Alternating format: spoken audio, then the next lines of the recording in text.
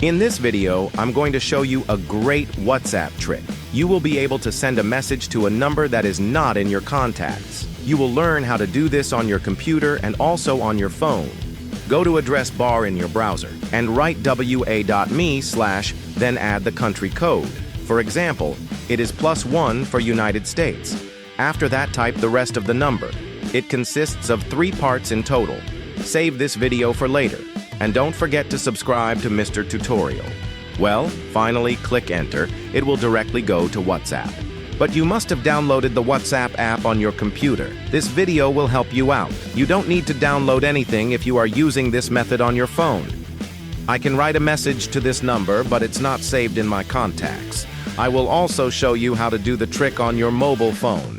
Type wa.me/ in the same way and add the country code. Then type the number. As you can see, I can message easily.